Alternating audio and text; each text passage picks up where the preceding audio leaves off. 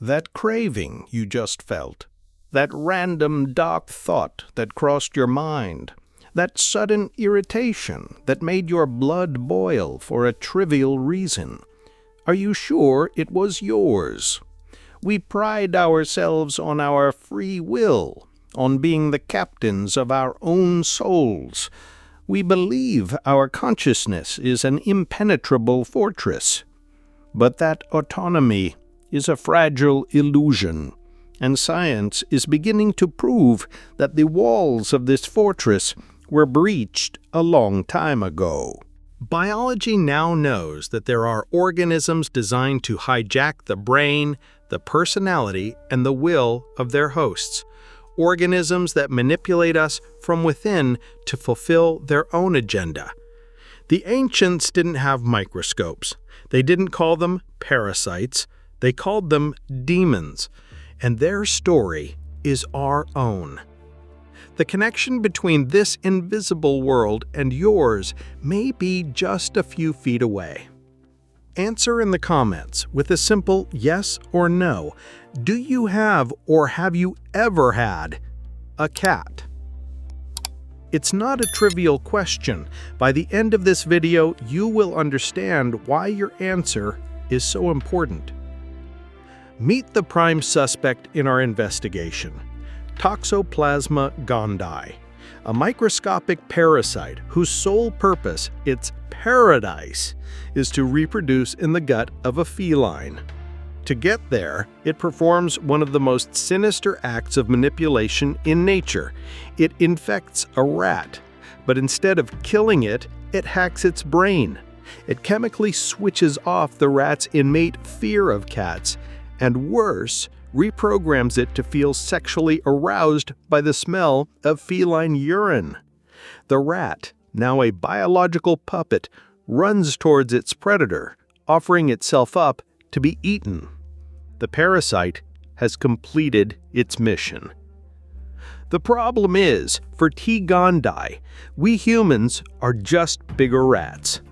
It's estimated that up to a third of the world's population is chronically infected with this parasite. Official science says it remains dormant in most people, but recent studies are beginning to connect the dots that the ancients already knew. Toxoplasma infection is being correlated with an increased risk-taking behaviors, impulsivity, aggression, and most frighteningly, with mental illnesses like schizophrenia, depression, and bipolar disorder. The cat's demon may not drive us to a cat, but it may be subtly rewriting who we are, one desire at a time. And T. gondii is not alone.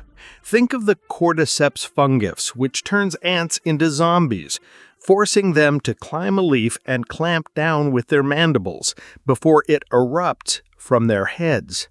Or the Spinochordotes tellini worm, which forces a grasshopper to drown itself so the worm can complete its life cycle in water. Nature is filled with thieves of will. We just pretend that somehow we are immune. With this new biological understanding, the ancient texts cease to be myths and become incredibly precise parasitology manuals. Think of Beelzebul, one of the 7 princes of hell. His name literally means Lord of the Flies. Why flies? Because the ancients knew. They observed that disease, plague, and madness followed the swarms of flies, one of the greatest vectors of parasites and pathogens on the planet.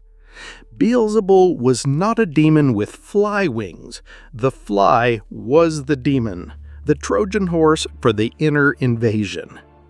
In Taoism, the 3 worms are parasitic entities that live inside the body, feeding on our vital energy, qi, and causing disease and aging. They tempt us with cravings for certain foods and try to hinder our spiritual progress. It's a perfect description of the behavior of intestinal parasites that influence our cravings and our health. And the most explicit story of all, the legion of demons that possessed the man. They were not a single entity, they were many. And what do they do when they are cast out?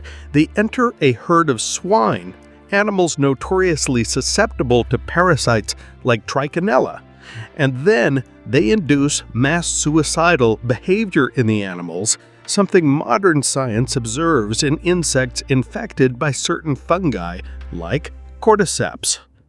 The ancient texts are not allegories, they are field reports. The ancient texts were not fairy tales, they were warnings. They were survival manuals for a war being waged inside us every second. Here at the Codex, we decipher these manuals for the modern world. If you want access to this lost knowledge, subscribe now, because the battle for your body and mind is real, and we are going to show you the weapons. If demons are parasites, then an exorcism is not a magic ritual, it is a biological warfare protocol. And the ancients left us the instructions. This kind can come out by nothing, but by prayer and fasting. Let's analyze this not as theology, but as technology. Fasting. Why fasting? Modern science is just beginning to understand the ancient wisdom behind it. During a fast, the body enters a state called autophagy, which means self-eating. Your cells, deprived of external nutrients, begin to clean house. They hunt down and destroy pathogens, faulty proteins, cancerous cells, and parasites. Fasting is not an active sacrifice. It is the activation of your body's most powerful purification system. It's the cellular house cleaning that throws out the unwanted tenants.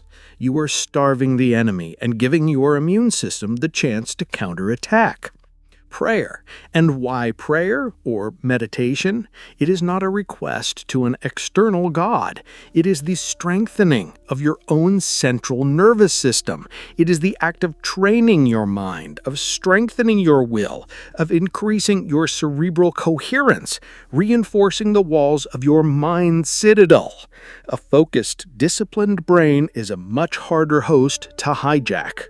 If the parasites manipulate through chaos and impulse, prayer and meditation are the training of the muscle of consciousness to resist that manipulation.